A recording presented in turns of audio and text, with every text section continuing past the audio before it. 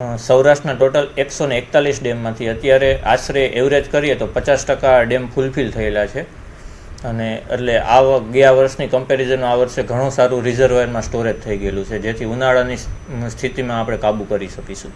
રાજકોટ જિલ્લાના આપણે 26 ડેમની વાત કરીએ તો જે મોટો ડેમ છે ભાદર 1, ભાદર 2, ભાદર 1 આશરે 57% ભરેલો છે, ભાદર 2 આશરે 87% ભરેલો છે. રાજકોટના જે જીવાદોરી સમાન ડેમ ગણીએ, આજી 1, આજી 2, જે હાલમાં આપણે સૌની યોજનાથી પાણી ભરેલું તો 94% અને 83% ડેમ ફૂલફિલ થયેલા છે.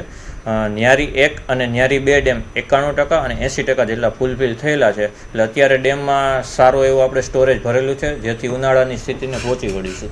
દર વર્ષે આપણે 1 મંથ અગાઉથી, સપોઝ માર્ચ મહિનો હોય તો એપ્રિલ મહિનામાં કલેક્ટર કચેરી દ્વારા આપણે માહિતી મગાવતા હોય છે કે કેટલું જિલ્લામાં પીવાના માટે કેટલા MLD પાણી જોઈએ, તો એ રીતે આપણે આગોતરું આયોજન કરીને સૌની યોજના થ્રુ પાણી મગાવતા હોઈએ છીએ દર વર્ષે. સાંજ સમાચાર ફેસબુક પેજને લાઇક કરો, વિડીયો શેર કરો અને વધુ વિગતવાર સમાચાર માટે sanssamachar.net વિઝિટ કરો.